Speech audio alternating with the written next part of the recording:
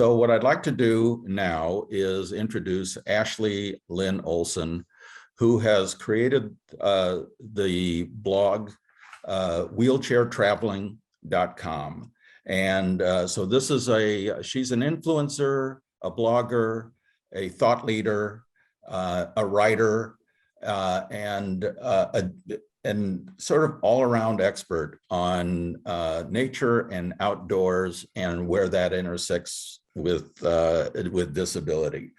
And so Ashley, we're delighted to have you, and thank you for coming.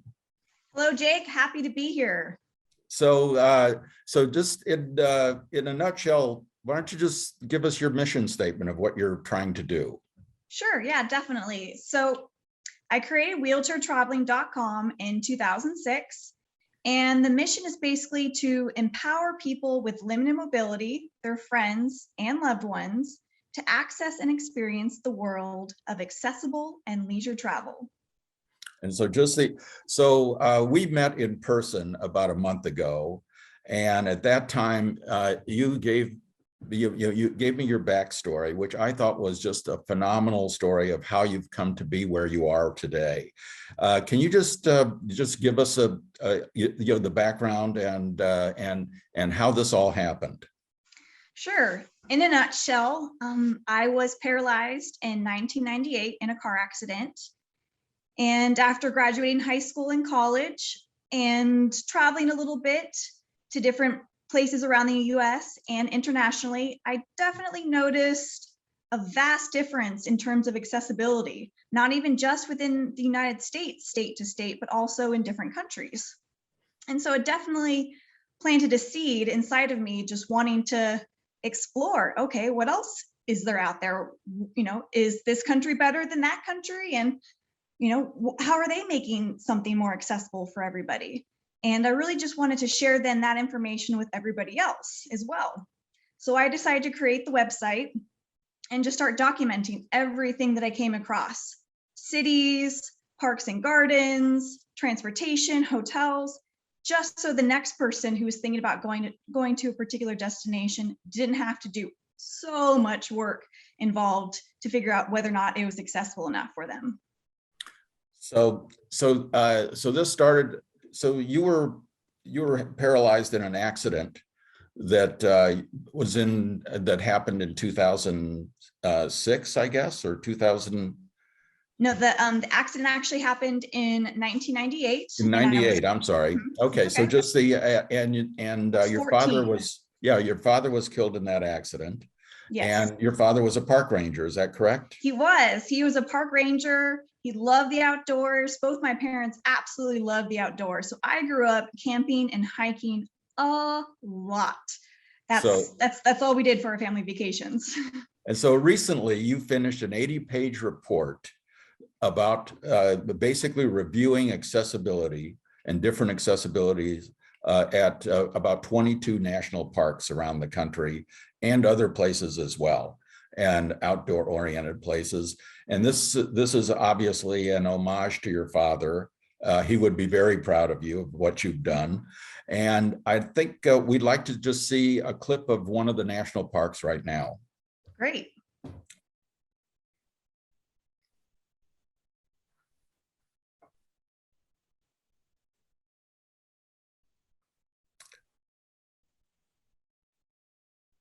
Oops, there's no sound. I'm not hearing any music, but the pictures are definitely worth 1,000 words. Yeah. So you can just sort of narrate it here. Yeah, so now we're looking at the Arches National Park map, where I'm kind of showing where the general area is, where everybody kind of explores.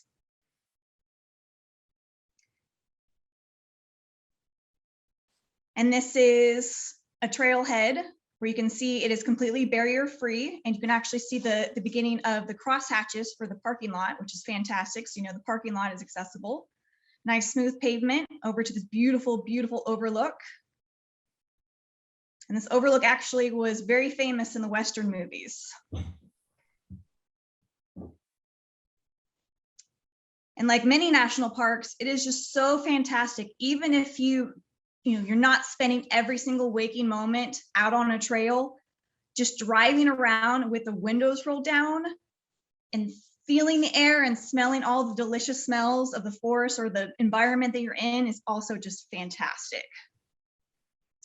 So here's another accessible trail, again, very smooth with a great border, which is very good for people who have vision impairments, allows them to know when the trail actually ends on the edges. And it also helps regular pedestrians as well, because it keeps regular folks from wandering off the trails and, damaging these natural landscapes that we're trying to protect. Okay, great. Well, just the, so that was a fantastic little sampling of, and then you have, I know that that you're going to be working with us to basically help scale the landing page on the landing page, the accessible landing page project for destinations. And you're going to help us on the outreach to other bloggers such as yourself. So we have a database of about 30 bloggers. And so you're basically going to become a product manager for us on this level. So we have a big mission. It's a big mission. And so I wanted to ask you about, sort of what did you find in the national parks what sort of accessibility features did they have in common? Well, of course, when people think of what's accessible, the first thing that people automatically assume is that there's going to be accessible bathrooms and parking. And even though this detail is true, where and how these accessible, parking spaces and bathrooms are set up definitely vary. So on my site, for example, I also indicate where there might be flush toilets that are available, or maybe a family style bathroom that's available instead of just a stall bathroom that's available, or maybe there's only vaulted toilets available. Basically, I'm really trying to give the whole picture for the user so they can plan accordingly. So they can say, okay, I'm going to have to use the bathroom. I'm going to use it at the visitor center as opposed to using, the vaulted toilet situation, which can be not so pleasant at times. So I really wanted to, again, I really wanted to paint a picture, and these two things are definitely easily, what everybody thinks to be, the most common, but even within these two common things, there are some vast differences. So did all the national parks have at least one or two trails that were accessible that you visited? That I personally visited, yes. Yeah. That I personally visited, yes. But I would say that off the top of my head, there are parks though that primarily just consist of overlooks that might have a short trail or a pathway to that overlook, where some people may consider a trail and some people may just consider, oh, that's just the walkway to the overlook. So it just depends on people's viewpoints. And sometimes, yeah, that trail to the overlook might be a quarter of a mile long, to get to that access point. So again, I tried to give those details to people, but I'm